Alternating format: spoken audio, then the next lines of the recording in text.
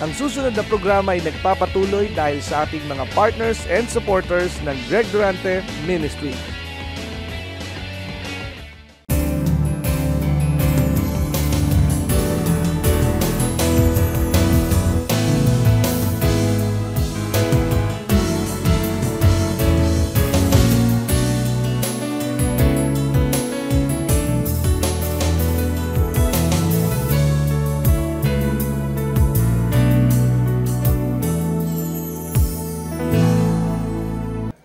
Kaya nga po ang titulo ng mensahe ngayong sandaling ito, Expect to see and receive. Expect to see or expectant to see and receive. So, atin pong pansinin, expectant to see and receive. Laging merong paniniwala na makikita yung mga hindi nakikita. At matatanggap yung mga bagay na hindi natin nalalaman. So expect the unexpected, prepare for the unforeseen. So, kailangan pong lagi kang handang tumanggap. Kailangan pong maluwag ang iyong kalooban. Kailangan ang iyong puso ay walang anumang sama ng loob. Kung titingnan po natin, meron pong 7 ugaling kinamumuhian ang Diyos. At kailangan ito ay kamuhian din natin. Sabihin mo sa iyong katabi, ang kinamumuhian ng Diyos, kinamumuhian ko rin na. Kinamumuhian ko rin. Ang gusto ng Diyos ay gusto ko rin. Tingnan mo uli ang iyong katabi kung totoo yung kanyang salita. So, kailangan po tayong pro-God. Amen? Kailangan pong tayo ay laging pumapanig sa Diyos. Tingnan po natin yung ilang ugali na kinamumuhian ng Diyos. Ano po ang English sa muhi? Hate. Ayun, purihin ng Panginoon. Salamat at magaling kayo sa English. So, ang Diyos po ay napakabuti. So, tingnan po natin sa Proverbs 6. At tingnan po natin sa verse 16. So maaalaala po ninyo ito. Ito yung mga kinamumuhian ng Diyos. These 6 things does the Lord hate. Sabihin natin, hate. Yeah. 7 are an abomination unto Him. Dalawang salita, hate and abomination. Kinamumuhian at karumal-dumal sa paningin ng Diyos. Ano pa po kaya itong 7 ito? 6 o 7? Una, sa verse 17, a proud look, yung mayabang. Sino po ba ang mayabang? A true leader, hindi siya nagyayabang hanggat hindi pa siya nagkakamit ng tagumpay. Hello? Sino po ba ang mayabang? Yung 3 po ang uri ng manner of pride. Pride because of family or race. Pride because of face. And pride because of grace. So pansinin po natin yung pagyayabang. Kasi ang pamilya niya ay lahi ng matatalino. Hello? Kasi ang kanyang mukha, kaya gwapo kung lalaki at maganda kung babae, dahil kasi iba ang kanilang genes. Iba sila. Ayan, so yung pinagyayabang po yung looks, outward looks. And then, yun namang ipinagmamayabang ang grasya, dahil na ang pabor sa kanya, ang tao lahat ay natutuwa sa kanya, ang tao ay talagang nagbibigay ng lahat ng kabutihan sa kanya. At sa halip na magpasalamat tayo sa Diyos, ang ipinagmamalaki niya ay kaiba siya, kaya mabait ang mga tao sa Kanya. That is pride. Ang pangalawa po ay lying tongue, dilang sinungaling. So ano po ba ang kasinungalingan? Laging tandaan po natin na ang pagsisinungaling ay napakadaling gawin. Ang isang kasinungalingang pinaglalaruan ng maraming tao ay ang edad. Alam niyo po, bakit mo naman ililihim ang iyong edad? Kaya kung sa edad na sasabihin mong totoo at tunay at mukhang bata ka, papalakpakan ka nung taong makakakita sa iyo. At kung sakali namang bata ka at mukha kang matanda, wala ding problema. Dahil may magtitiwala sa iyo. Dahil mukha kang mature. Amen? So, hindi po dapat itago o ipaglihim ang edad. Ano po? So, ano pa ang mga pagsisinungaling na madali nating gawin? Laging tandaan po natin ang malaki ay galing sa maliit. Kaya nga pag ang isang nasa opisina nagdala ng isang piraso lang paperclip, sa susunod po ang dala na niya ay puncher. Puncher dahil kailangan ng kanyang anak. Hindi naman masyadong yun ay pupunahin sa opisina, kaya sa susunod, computer na ang dala. Mula sa maliit patungo sa malaki. So hands that shed innocent blood. Ano po yun? Yung pinag-aaway ang magkapatid. Alam mo, yung sabi ng kuya mo, ikaw daw ganito. At saka, alam mo, yung sabi ng ate mo, ikaw daw ganito. Halimbawa nga sinabi. Kaya sinabi yun sa iyo in confidentiality. Kung ikaw'y pinagsabihan, sarilinin mo na lang.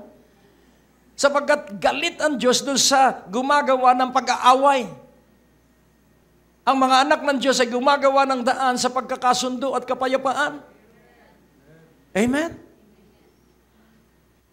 And then says 18, an heart that deviseth wicked imaginations. Isang puso na nag-iisip, ang laging nakikita ay maligno, multo.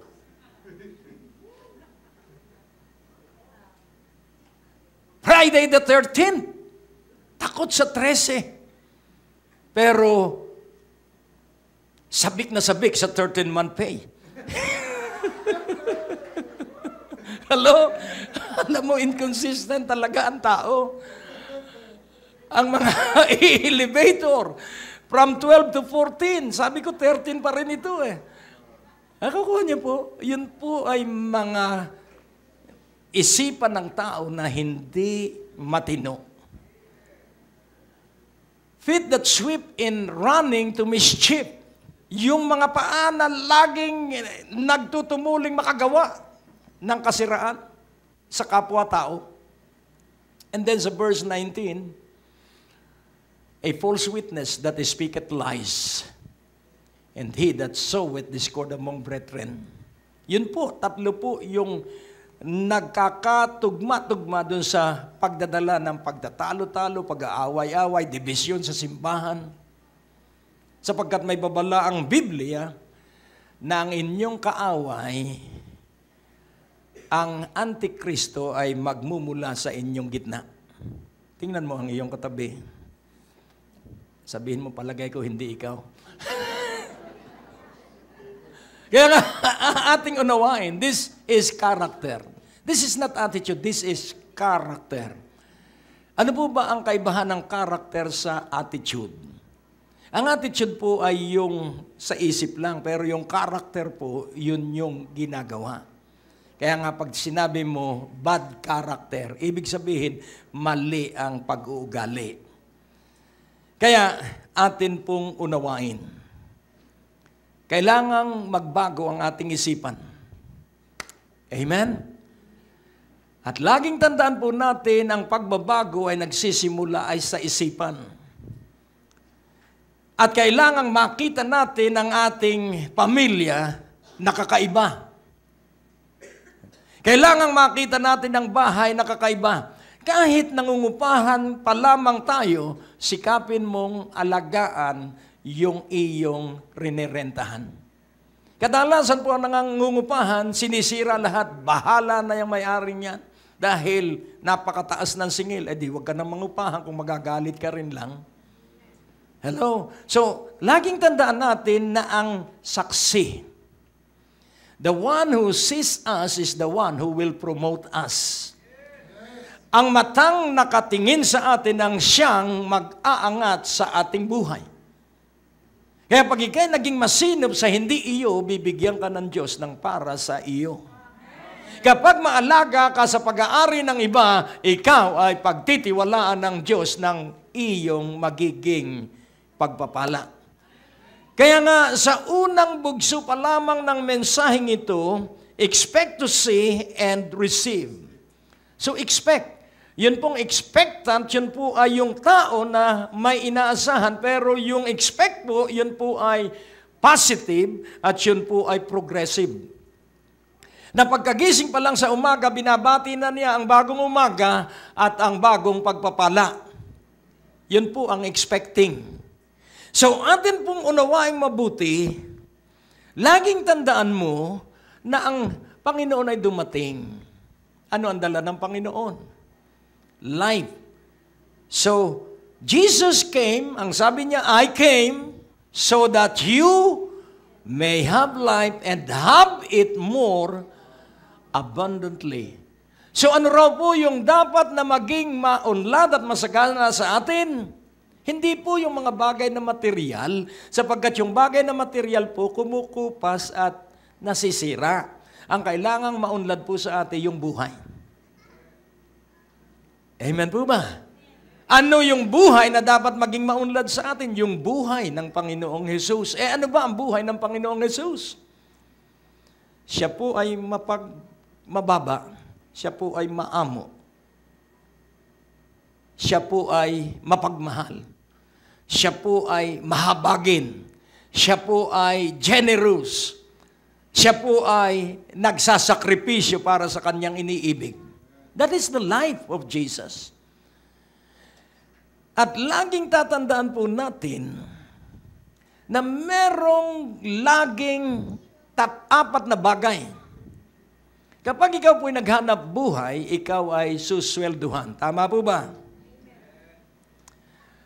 At kapag ginawa mo yung iyong katungkulan ng higit na mas mahusay sa pangkaraniwan, ikaw ay bibigyan ng gantimpala o bonus. Tama po ba? At kapag ginawa mong tuloy-tuloy yung iyong kasanayan sa paggawa ng higit kaysa pangkaraniwang tao, ikaw po ay tatanggap ng tuloy-tuloy na probisyon. Glory. At kapag ikaw po ay nagpatuloy na nagtitiwala sa pangako ng Diyos at sinusunod mo lagi ang Diyos, ikaw po ay bubuhusan ng mga pagpapala. Kaya po yung wages, reward, provision, and blessings, ito po hindi mahahadlangan, hindi po ito maaampat, hindi po ito mapipigilan. Ito po ay basta tuloy na dadaloy sa iyong buhay. So Jesus is the same yesterday, today, forever. He did it before, He will do it today.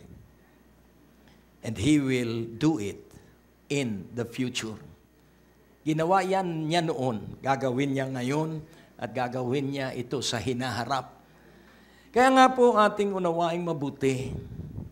Laging tatandaan mo na yung ating pansamantalang mga pagsubok sa ibabaw ng lupa, laging isaisip mo, laging isaisip mo na hindi sasapat yung ating mga tinitiis dito sa kaluwalhatian at parangal na tatanggapin natin sa takdang panahon.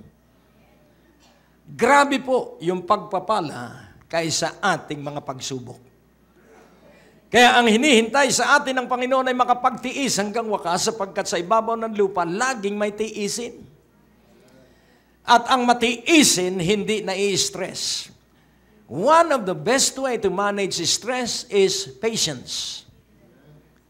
And a patient person is someone who knows how to wait the perfect time of God. A true leader is somebody who is authoritative. Ang isa po, and we were called to lead. Tayo po'y tinawag para mangasiwa at mamuno. Kung ikaw ay tatay, pangangasiwaan mo ang iyong sambahayan. Kung ikay nanay, pangangasiwaan mo ang lahat ng kailangan ng iyong angkan. Nakukuha niyo po? Meron po tayong delegated authority. As a father and as a husband, I have authority to lead my family. In what way? What is authority? I know where we are going. An authoritative leader is somebody who knows where he is going. Alam niya kung saan siya pupunta. Alam ko kung saan ko dadalhin ang aking pamilya. Sa Panginoon. Amen? At hindi kami titigil sa Panginoon, kundi ang Panginoon ay dadalhin din namin sa iba pang mga kamag-anak, kaibigan, sa lahat ng taong pwedeng ikonekta kami ng Diyos. Kaya nga po, atin pong unawain, a good leader is also at the same time spiritual. Ano po ang spiritual? An spiritual leader is somebody who has time in relationship with God.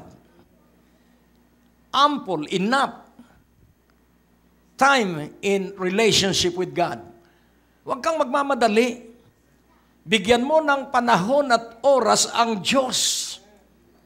Sapagkat kapag ikaw po ay bumababad sa presensya ng Diyos, ikaw po ay mai-influensyahan ng Diyos. Amen po ba? At kapag ikaw ay malusog spiritually, magiging malusog ang iyong isipan. At pag malusog ang iyong espiritu at isipan, magiging malusog ang iyong katawan sapagkat hindi ka maninigarilyo. Hindi ka maglalasing. Kahit may pera ka, mas nakasisira po ang maraming pera kaysa wala. Sapagkat pag walang pera, nasa bahay ka lang. Pag maraming pera, iba't ibang mall ang pinaglilipat-lipatan mo. At pag may pera ka pa, kung ano-anong kape ang iyong iinumin na mahal na, nakasisira naman ang kalusugan at ikay sasakitan tiyan pag napasobrang inom ng kapeng yun. Napakamahal pa. Nakukuha niyo po?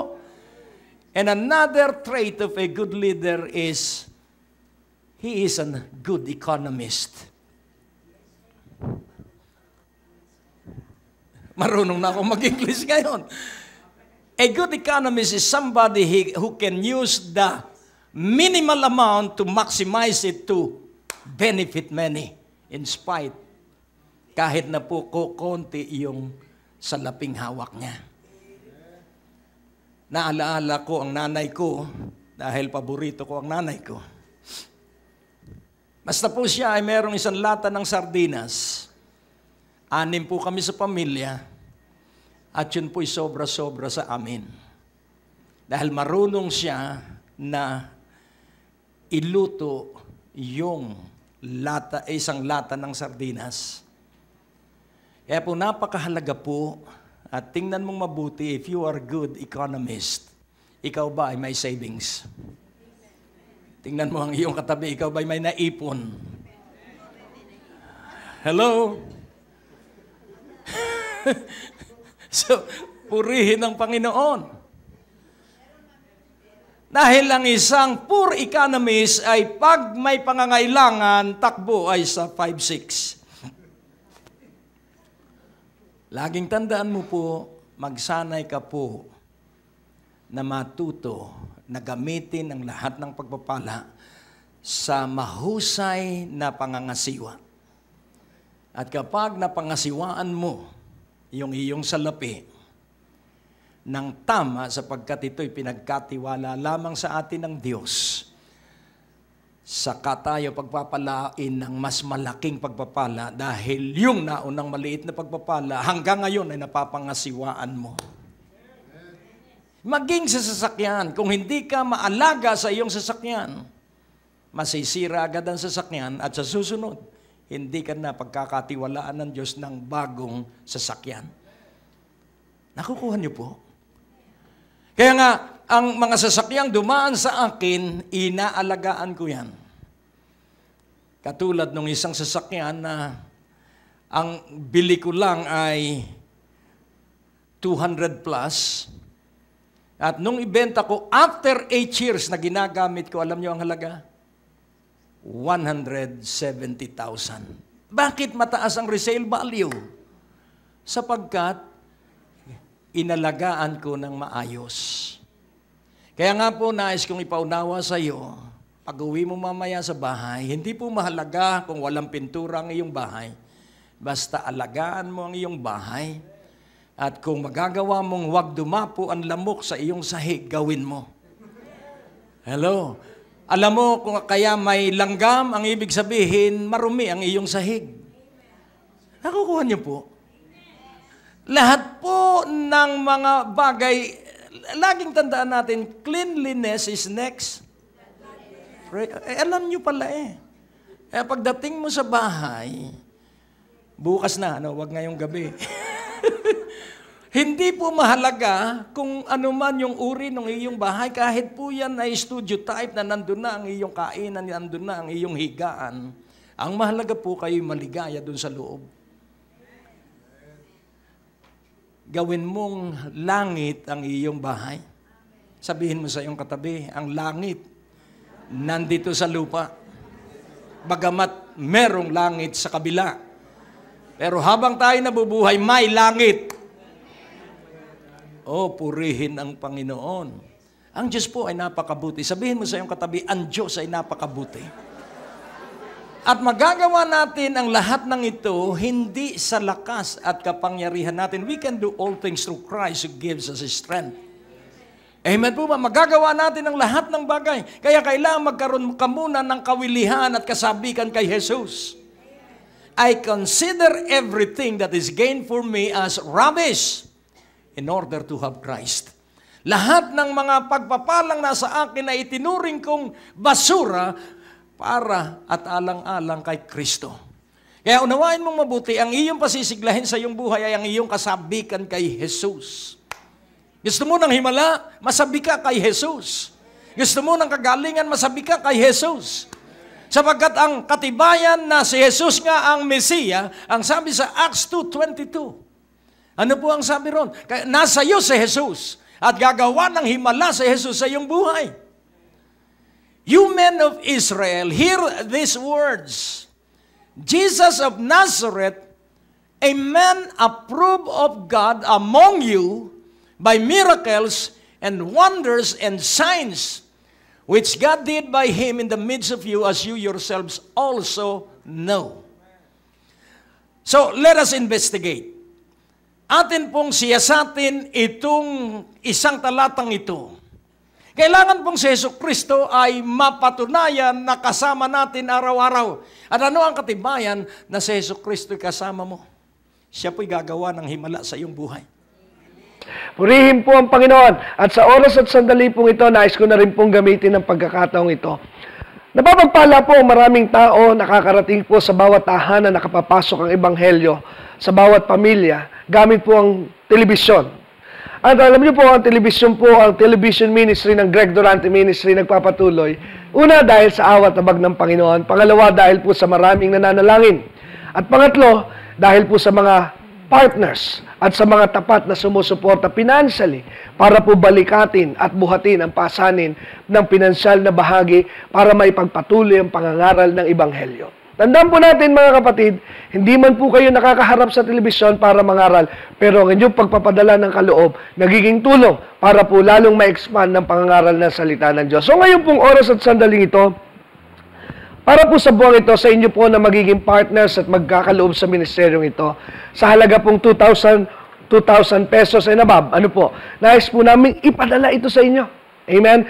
as a sign dito po sa ministeryo ng Great Day to Live. Amen. Pag kayo po'y nagpadala ng 2,000 and above support ngayong buwang ito, amen, sa Great Day to Live, padadalhan po namin kayo ng designer's jeans na aklat at ito pong isa from curses to blessing. Amen? Dalawang aklat na makatutulong po para lalo kayong umunlad. At daragdagan pa po natin ng isang DVD ng teaching po ni Pastor Greg at na ministeryong ito ng Greg Durante Ministry para po makatulong sa inyo sa pag-unlad ng inyong spiritual na relasyon sa Panginoon. Amen? Kaya pag kayo po'y nagpadala ng kaloob sa buwang ito, kung ito po'y sa mailbox, sulat po ninyo doon, huwag kakalimutang isulat, na sabihin po ninyo na kayo po ay humihingi, nagre-request ng ating pong gift para po sa buwang ito, 2 libro at isang DVD. At kung ito naman po ay sa pamamagitan ng bangko, i-text nyo po yung mga number o kayo tumawag sa opisina para po ipaalam ang mga detalye na kayo po ay nagkaloob po sa ministeryong ito para mag-request ng ating pong sign of offering and thanksgiving to you as our partners for this month. God bless you everyone. Pagpalain po kayo ng Panginoon. Until next time, sa programang Great Day to Live, muli ako po si Brother Dexter Durante sa pangalan ni Brother Greg Durante. God bless you all and see you again sa ating pong next program. Ang natapos na palatuntunan ay nagpapatuloy dahil sa inyong mga pinansyal na kaloob na ibinibigay sa Greg Durante Ministries. Tapos na naman po ang ating palatuntunan at nais po naming makarinig mula sa inyo. Maaari po kayo sumulat sa PO Box 4135 Manila o mag-text sa mga numero na nakikita nyo sa ating screen o tumawag sa mga telepono na inyo pong nakikita din sa ating mga screen at handa po kaming makarinig mula sa inyo ng patotoo ng pagpapalat, biyaya at tagumpay. At kung kayo po ay napagpala sa palatuntunan ito, maaari nyo pong ipadala ang inyong mga kaloob sa iba't ibang sangay ng Bangko de Oro sa buong Pilipinas at maihatid ang mabuting balita sa lahat ng panig ng bansang Pilipinas. At kung kayo po ay wala pang dinadaluhang panlingguhang gawain, inaanyayahan po namin kayo sa 2nd floor, Medicare Building, Ortigas Avenue, Green Hills, San Juan, alas 9:30 ng umaga at alas 4:30 ng hapon. Lahat po ay welcome sa gawain ito. At tuwing araw ng Biyernes, meron po tayong Night of Revival sa ganap na alas 6 ng gabi. Dito rin po sa Green Hills, San Juan. Magsama-sama tayo sa palatuntunan ito sa ganito rin pong oras at patuloy ninyong maranasan ang biyaya at kasapatan ng ating Panginoon, and it's always a great day to live.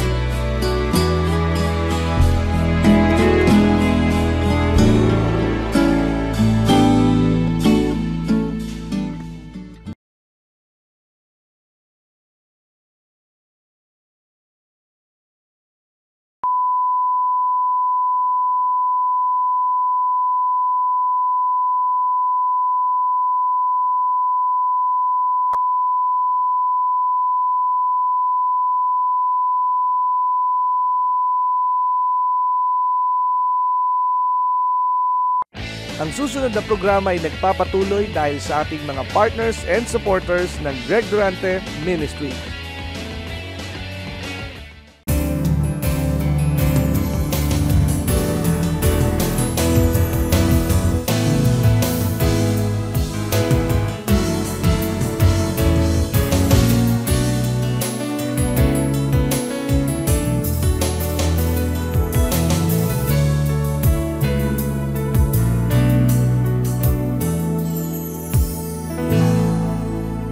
Magkakaroon po ng mga bagay, signs, wonders, and miracles, palatandaan, kamangha-manghang gawa, at mga himala. Amen po ba? So pansinin po natin ang isang lalaki na idinimanda sa kasalanang hindi naman niya ginawa. At itong lalaking ito ay walang mga mapanghahawakan na mga papeles. At dahil siya dalangin ng dalangin, yung nagdemanda sa kanya ang nagbigay ng mga kailangan niyang mga ebidensya. Hello? So, pansinin po natin, Jesus is approved by signs, wonders, and miracles. Kaya kailangan ang ipinagmamalaki natin si Jesucristo, hindi ang yaman. Si Jesucristo, hindi ang mga bagay ng sanlibutan. Laging tandaan mo po, ang bagay ng sanlibutan ay mawawala ng kinang. Pero ang Panginoong Jesucristo ay higit pa sa ginto at pilak. Kaya magsanay po tayo. Kung nais nating maranasan, pansinin po natin, iilang panahon na meron kang dinadalang bigat sa iyong katawan. Hanggang ngayon, hindi ka pinababayaan ng Diyos. Hindi ka nakakalimutan ng Diyos. Ika'y buhay na patotoo na si Hesus Kristo ay kasama mo because your being alive today is a manifestation of the presence of Jesus in your life because as you are living today, it reflects signs, wonders, and miracles. Amen? May himala sa iyong buhay. Amen? At ang Diyos ay naluluwalhati. Hindi na bali kung anuman ang iyong environment na kinaroroonan ng iyong bahay. Laging tandaan mo, higit na ang kaligayahan natin magmumula ay kay Hesus Kristo. The joy of the Lord is my strength. Kaya nga atin pong unawain. So ano ang ating gagawin sa verse 38? Dahil si Hesus Kristo ay nasaksihan nila, si Hesus Kristo ay nakilala nila. Then Peter said unto them, repent and be baptized, every one of you, in the name of Jesus Christ, for the remission of sins, and you shall receive the gift of the Holy Ghost. Kung pakikinggan mo po ang mga ngaral, kanila pong ginugulo ang aral. At sasabihin nila, ang tamang baptism is only in the name of Jesus Christ. Baptize them in the name of Jesus Christ. Pero pansinin po natin, this is for the remission of sins. So when the sins is remitted by the blood, then the gift of the Holy Ghost. The Holy Ghost Himself will be given to somebody na nakaranas ng kaligtasan. So ito po tungkol sa kaligtasan. Sapagkat sa Matthew 28, sa verse 20, ano po ang sabi roon sa Matthew 28 verse 20? Teaching them to observe all things whatsoever I have commanded you, and lo, I am with you always, even unto the end of the world. Amen. Sa verse 19, so pansinin po natin, si Hesus Kristo'y kasama natin. Amen. Habang nasa ibabaw tayo ng lupa, kasama natin ang Panginoon. Lalo na kung ipinapatutuo mo ang Panginoong Hesus. Go ye therefore and teach all nations, baptizing them in the name of the Father and of the Son and of the Holy Ghost. So another baptism. Teach all nations, baptizing them in the name of the Father and of the Son and of the Holy Ghost. Ano po ang ibig sabihin ng baptism? Baptism is immersion. Ang bautismo po ay paglulublob. Ano po? Paglulublob. So, instead of water, yung water baptism, inilulubog ang ibabautismuhan sa tubig. Pero ito pong baptizing in the name of the Father and of the Son and the Holy Spirit. In place of water, ang gagamitin po ay the Father, the Son, the Holy Ghost. Yung presensya ng banal na Espiritu, yung presensya ng anak, at yung presensya ng Ama. Amen po ba? So when you are baptized in the name of the Father, the Son, and the Holy Spirit, Jesus in your spirit, the Holy Spirit in your soul, mind, and then you are enveloped in the presence of the Father. Ikaw po'y nasa loob ng presensya ng Ama, kaya anuman ang hingin mo sa pangalan ni Jesus, dahil sa patnubay ng banal na Espiritu, ikaw po ay tatanggap. You know why? Because you are immersed in the threefold power, the Father, the Son, the Holy Spirit. Wala ka pong talo. Kahit buong impyerno, walang panalo sa iyo sapagkat alam ni Satanas na siya ay talunan. Amen po ba? Kaya huwag kang mag-iisip na ikay matatalo. Sapagkat sa sandali, kaya ang laban ay sa isipan. Pag nag-isip ka ng kamatayan, guguluhin ka ng kaaway. Pero huwag kang papayag, hindi ka mamamatay. Amen, huwag kang papayag. Ang iyong hintay ay rapture day. Kahit na ikaw ay may memorial plan na. Kahit ikaw ay meron ng pansyon. Hindi bale. Sabihin mo, ipamamana mo yan dahil ira-rapture ka. Amen? Nakukuha niyo po. Meron akong kababayan na bumili na ng kabaong. At doon na siya nagpa-practice na humiga, umabot pa ng 80 plus eh. Nauna pa yung kanyang mga anak. Kapag hindi ka po takot mamatay, hahaba ang iyong buhay. Ang umiigsi ang buhay ay yung takot mamatay, buhay pa, patay na. Sapagkat ang tanging takot po na dapat nating pairalin sa ating buhay ay ang takot sa Diyos. Ang Diyos ang masusunod. Amen? Pag takot ang tao sa kamatayan, he is doubting the promise keeper. The faithfulness of the one who made the promise. Huwag mong pag-aalinlanganan ang pangako ng Diyos. Aabot ka sa 70, 80, 120 taon. Hindi sa pamamagitan ng pagkain, sapagkat laging tandaan mo, may isa akong kakilala, ang paborito. Huwag ninyong gagayahin siya, hindi ko siya ginagaya. Ang paborito po niya ay chicharong baboy. 88 na siya ngayon, buhay pa rin siya. Hindi nagkakasakit. Kaya nga, huwag ninyong gagayahin. Hindi ko alam kung ano yung sikreto niya. Pero ang tanging alam ko, kailangan isipan mo ay nakatuon sa katotohanan nasa iyo si Jesucristo at ang dala niya ay buhay at kanya itong pauunlarin. Kaya kapag nasa iyo si Jesucristo, hindi po masamang kumain ka ng bulalo. Huwag lang 3 kilo sa isang upuan. Nagkakuha niyo po. Hindi po masamang kumain ng karning baka. Pero yun pong katamtaman lang. At kung maaari, paminsan-minsan lang. Nakukuha niyo po. Kaya nga ating unawain, kapag ikaw po ay sinasamahan ng banal na Espiritu, ikaw po ay magiging mapag-alaga sa iyong kalusugan. Huwag ka pating inom ng kung ano-anong pinaiinom. Dahil pag yan po'y naghalo-halo sa sistema ng iyong katawan, ay ewan ko kung ano ang mangyayari sa iyo. Halimbawa, ang iyong vitamins na iniinom ay from A to Z. Isip-isipin mo, magrarambol po sa loob ng iyong katawan yon. Hello? May magnesium ka na, may zinc ka pa. Mahirap po yun. Kaya nga, para tayo po ay magkaroon ng tamang pag-iisip, kailangan pong puspos tayo araw at gabi ng banal na Espiritu. Amen? At ano ang katibayan na ikaw ay puspos ng banal na Espiritu? Gustong-gusto mong magbasa ng Biblia. Ano ang katibayan na kulang ka sa kapuspusan? Gustong-gusto mong manood ng telebisyon.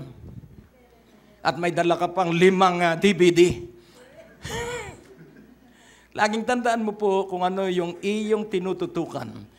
Where your treasure is, there will your heart be also. Kaya kung ang iyong yaman ay ang Panginoong Jesucristo, wala kang sisikapin na gawin, kundi ang makilala ang Panginoon. Sabi nung awitin, ang makilala ang Panginoon, ang mamalas ang Panginoon, ay kaligayahan na sa akin. Nakukuha niyo po? Maghihimala ang Diyos sa iyo araw-araw. Amen? Maghihimala sa iyo ang Diyos araw-araw. Kaya mag-sentro tayo ay sa Diyos. So repent, magsipagbago na tayo ng isipan. At ang palatandaan ng katotohanan si Jesus ay gumawa noon at gagawa siya ngayon at gagawa siya sa hinaharap. Kaya nga po, bukod dun sa 7 sins that God hates and are abomination in His sight, meron pa rin pong 3 deadly sins. 3 nakamamatay na kasalanan. Ano po kaya yon? Alam mo ba yung 3 nakamamatay na kasalanan? The excessive love for wealth. Yung sobrang pagmamahal sa pera. walang iniisip kundi pera. Normal po na mangailangan tayo ng pera dahil sa ibabaw ng lupa, lahat ay kailangan mo ang pera. Pagpunta lang dito, pamasahe. Pag upo mo dyan, mag-o-offering ka. So, kailangan mo ang pera. Tama po ba? Pag nagutom ka, kailangang bumili ka ng pagkain. Ano ang kailangan sa pagbili ng pagkain? Pera. So, yun po ang sabi ng Panginoon, huwag kang mag-alala sa iyong kakanin o iinumin o isusuot na damit. Mas mahalaga ka kaysa ilang maya. You are much precious more than the sparrows. Mas mahalaga ka sa Diyos kaysa sa mga maya. Pero yung maya na halos walang halaga, minamahal ng Diyos. Lalo ikaw, higit ang pagmamahal sa atin ng Diyos. Nakukuha niyo po? Kaya kung magsasanay tayo na magpuri sa Diyos sa gitna ng ating mga alalahanin, magpapasalamat sa Diyos sa kabila ng ikaw ay pinaalis na sa rinirentahan mong apartment. At ikaw ay magsasalita, Diyos ko, bigyan mo ako ng pambayad at pag nakabayad ako, bigyan mo na ako ng bagong malilipatan. Siguro ayaw mo na ako dito. Kadalasan hindi po natin hinihiling sa Diyos kung ano yung full extent nung gagawin sa atin ng Diyos. Gustong-gusto mo doon sa rinirentahan mo, gusto pala ng Diyos, ilagay ka na sa Ayala, Alabang na apartment. Hindi, kaya pag minsan tayo ang humahad lang sa gusto ng Diyos. Dahil ang ibig natin ay yung gusto natin. Amen? Kaya nga, uunawain mong mabuti. Kapag nakita mong hindi dumarating ang pera sa iyo na kailangan mo, magtanong ka sa Diyos, ano po ang dahilan? Hello? Laging may dahilan. At laging magandang dahilan kapag tayo ay nagpasakop sa dahilan ng Diyos. Nakukuha niyo po? Kaya nga, ikaw ay magpuri sa Diyos sa edad mo ngayon. Magpasalamat ka sa Diyos sa kalusugan mo ngayon. Sapagkat ang bawat pagsubok ay pagkakataon mo at pagkakataon ng Diyos. Sa ating pagsubok, pagkakataon natin na matuto at sa Diyos sa pagkakataon niyang makagawa siya ng himala kapag tayo ay nakiayon sa kanyang gustong gawin sa iyo at sa akin. Kaya ang kaligayahan, ikaw po ang gagawa ng iyong kaligayahan. Magtiwala tayo sa Diyos at ang Diyos ay malayang gagawa ng mga biyaya at pagpapala sa ating buhay. Kaya unawain nating mabuti. Excessive love for ease. Gusto'y laging nakapahinga. Gusto'y laging nakahiga. Alam mo, ang tao nag-aambag sa katamaran. Lahat remote. Kulang na lang ay bumili ng robot na magsusubo sa kanya ng pagkain. Pero darating yun dahil ang tao ay tamad. Tingnan mo ang iyong katabi. Kaya ka malusog dahil ikaw ay kumakain ng sarili mo. Hindi ka sinusubuan ng iyong mga anak. Amen? Exercise po. Kaya nga ating unawain yung love of ease. Yung laging gusto ay walang exercise. Laging gusto ay basta iabot na lang sa kanya. Dyaryo, ilapit sa akin. Juice, dalhin sa akin. Gusto ko breakfast in bed o on bed. Amen? So, lahat ay gusto ay dadalhin. Nakukuha nyo. Samantala ko, ikay lalakad at medyo malayo-layo ang kusina mo dahil pinalaki na ng Diyos ang bahay mo. Pagdating mo sa kwarto, ikay gutom na uli. Sa laki ng iyong bahay. Bakit? Sapagkat ikay naniniwala na ang Diyos ay Diyos ng himala. Na ang Diyos ay tumutugon sa mga kahilingan ng kanyang mga hinirang. Nakukuha nyo, ang buhay po dapat ikaw ay meron tinatawag na humor. Kailangan tawanan mo pag minsan ang iyong pagkakamali sapagkat ang taong hindi matanggap na siya'y mali ay taong mali-mali. Pero pag tinawanan mo ang kamalian mo, ang humuhusay sa bowling ay yung napapatawa kapag laking kanal ang kanyang bola. Nakukuha niyo po, ang naging mahusay sa tennis ay yung hindi nahiya na hindi niya tinatamaan yung bola.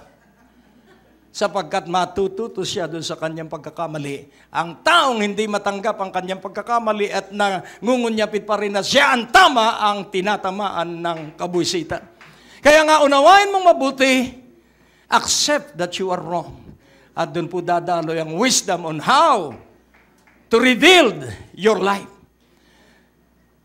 Oh, ang Diyos po ay napakabuti. Sabihin mo sa iyong katabi, ang Diyos ay napakabuti. And then, ang third deadly sin is the love for power. The love for power. Kaya kung titingnan po natin, ang kasaysayan ng mga nagdaraang henerasyon, nagsimula sa tama, nagtapos ay sa kamalian. Because of these three deadly sin, excessive love for wealth, excessive love for is, and excessive love for power. Kaya, masiyahan na lamang po tayo kung ano tayo ngayon. At hayaan mong ang Diyos ang mag-angat sa atin. Hayaan mong ang Diyos sa kanyang perfect time. Amen? So, pansinin po natin. 1969, naalaala ko, sino rito ang matanda na yung ating airport, yung MIA, ay merong rooftop at papanuurin mo yung mga ihahatid mo. At kakaway kayo kahit hindi kayo magkakita dahil malayo. That was 1969 na inihatid ko ang aking ate sa airport at titira na sa Amerika. At ako'y umiiyak. Diyos ko, tagahatid na lamang po ba ako? Kailan kaya ako makakarating ng Amerika? So may nabuong desire. At yung desire nagiging pangarapin. That was 1969. So, hindi po nawala sa akin yung pangarap kong yun.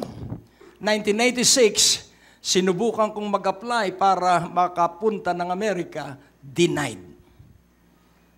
At hindi pa rin nawala yung pangarap. 1997, nag-apply uli ako, denied. Pero hindi pa rin nawala yung pangarap. Siyam kami na nag-apply noong 2004, natuto ako doon sa dalawang visa denied. Sabi ko doon sa mga pastor, kayo ba'y maipakikita sa consul o doon sa mag-i-interview? By faith kami, pastor, by faith. Sabi ko, 2 ulit akong by faith, na-deny ako.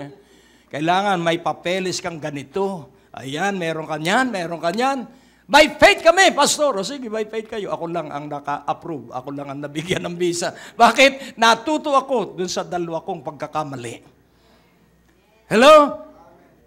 Amen. Kaya pag hindi mo natutunan yung iyong pagkakamali, mauulit. Matutupad yung katatawanan. Sige, repeat. Ibig sabihin, sige, ayaw mong magbago, marirepeat yung iyong kabiguan. Pero ikay matalino, sabihin mo sa iyong katabi, ikay matalino. Natuto ka na sa iyong pagkakamali. At magsisimula ka ng masinop, magsisimula ka ng matalino, magsisimula ka ng masipag, magsisimula ka ng masikap. Joseph has a dream. And he never gave up that dream kahit siya'y alipin. Buhay na buhay yung pangarap sa kanya. Amen po ba? At siya'y ikinulong sa kulungang ang kamatayan lamang ang kanyang kalayaan. Hindi nawala yung pangarap. He hold on to the dream. At may pangarap sa iyo ang Diyos. Ang pangarap ng Diyos, ikaw ay pagpalain sa iyong espiritu, sa iyong kaluluwa, sa iyong katawan at sa iyong pananalapi. Kaya wag mong aalisin yung pangarap na yan sapagkat ikaw ay dadalhin ng Diyos doon sa katuparan sa pangarap. Amen po ba? Amen. At alam nyo ang susi at pintuan sa pangarap? Just one wisdom from above. Just one opportunity in a crisis. Your crisis is your doorway to the fulfillment of the dream. At nagkaroon ng panaginip ang paraon. Pero pansinin po natin ang orchestration ng kamay ng Diyos. Ipinakilala muna si Joseph na eksakto kung mag-interpret ng dream. At nung hirap na yung paraon, sabi ngayon ng butler, ang sabi niya, meron po sa kulungan na marunong mag-interpreta ng panaginip. Ipatawag mo po yun, mahal na hari. At ipinatawag. So pansinin po natin yung dedication, diligence, and thriftiness. Ito po ang isa pang tatlong katangian na kailangang nasa iyo. Dedication. Anong pangalawa? Diligence. Ano ang diligence? Consistent effort for the fulfillment of the dream. Hindi ka magbabago-bago ng isipan. Ano ang pangatlo? Thriftiness. Kung makakatipid ka, magtipid ka. Hello? At para mangyari ito, draw near to God, living in the nearness of God. At ano nangyari kay Joseph? Yung interpretasyon ng dream, siya na rin ang nagsakatuparan nung siya ay bigyan ng kapangyarihan. For 7 years, napakasipag niya. Wala siyang sinayang na araw. Siya nagligid sa buong Ehipto para mismong i-oversee niya personally ang pag-aani ng lahat ng lupain.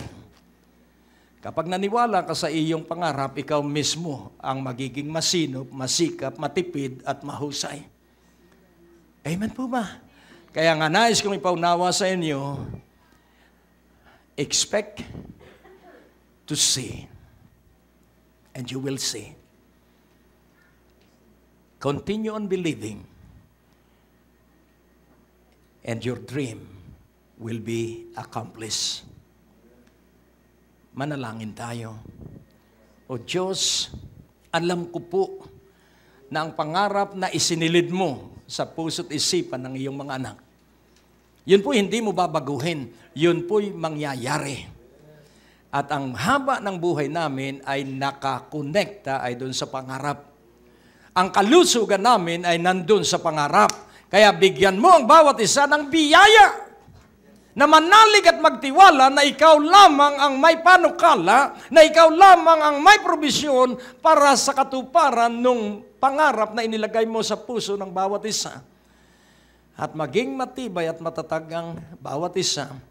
Sa gayon, may bibigay namin sa iyo ang papuri, parangal at luwalhati sa makapangyarihang pangalan ni Jesus, at ang lahat ay nagsabi ng Amen.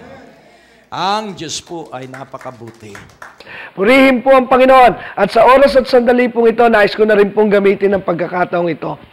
Napapagpala po maraming tao, nakakarating po sa bawat tahanan, nakapapasok ang Ebanghelyo, sa bawat pamilya, gamit po ang telebisyon. At alam niyo po, ang television ministry ng Greg Durante Ministry nagpapatuloy. Una, dahil sa awat abag ng Panginoon. Pangalawa, dahil po sa maraming nananalangin. At pangatlo, dahil po sa mga partners at sa mga tapat na sumusuporta financially para po balikatin at buhatin ang pasanin ng pinansyal na bahagi para maipagpatuloy ang pangangaral ng Ebanghelyo. Tandaan po natin mga kapatid, hindi man po kayo nakakaharap sa telebisyon para mangaral, pero ang inyong pagpapadala ng kaloob, nagiging tulong para po lalong ma-expand ng pangangaral ng salita ng Diyos. So ngayon pong oras at sandaling ito, para po sa buwang ito, sa inyo po na magiging partners at magkakaloob sa ministeryong ito, sa halaga pong 2,000 pesos and above, nais po namin ipadala ito sa inyo. Amen? As a sign dito po sa ministeryo ng Great Day to Live, amen, pag kayo po'y nagpadala ng 2,000 and above support ngayong buwang ito, amen, sa Great Day to Live, padadalhan po namin kayo ng designer's jeans na aklat at ito pong isa from curses to blessing. Amen?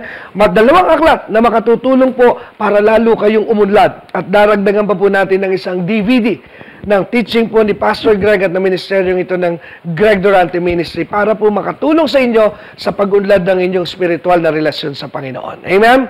Kaya pag kayo po'y nagpadala ng kaloob sa buwang ito, kung ito po'y sa mailbox, sulat po ninyo doon, huwag kakalimutang isulat, na sabihin po ninyo na kayo po ay humihingi, nagre-request ng ating pong gift para po sa buwang ito, 2 libro at isang DVD. At kung ito naman po ay sa pamamagitan ng bangko, i-text nyo po yung mga number o kayo tumawag sa opisina para po ipaalam ang mga detalye na kayo po ay nagkaloob sa ministeryong ito para mag-request ng ating pong sign of offering and thanksgiving to you as our partners for this month.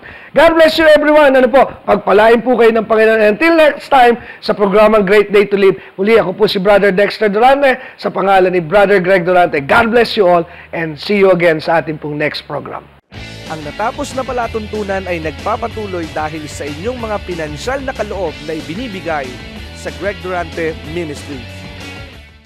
Tapos na naman po ang ating palatuntunan at nais po naming makarinig mula sa inyo. Maaari po kayo sumulat sa PO Box 4135 Manila o mag-text sa mga numero na nakikita nyo sa ating screen o tumawag sa mga telepono na inyo pong nakikita din sa ating mga screen at handa po kaming makarinig mula sa inyo ng patotoo ng pagpapala at biyaya at tagumpay. At kung kayo po ay napagpala sa palatuntunan ito, maaari nyo pong ipadala ang inyong mga kaloob sa iba't ibang sangay ng Bangko de Oro sa buong Pilipinas at maihatid ang mabuting balita sa lahat ng panig ng bansang Pilipinas. At kung kayo po ay wala pang dinadaluhang panlingguhang gawain, inaaniyahan po namin kayo sa 2nd floor, Medicare Building, Ortigas Avenue, Green Hills, San Juan, alas 9:30 ng umaga at alas 4:30 ng hapon. Lahat po ay welcome sa gawain ito. At tuwing araw ng Biyernes, meron po tayong Night of Revival sa ganap na alas 6 ng gabi. Dito rin po sa Green Hills, San Juan. Magsama-sama tayo sa palatuntunan ito sa ganito rin pong oras at patuloy ninyong maranasan ang biyaya at kasapatan ng ating Panginoon, and it's always a great day to live.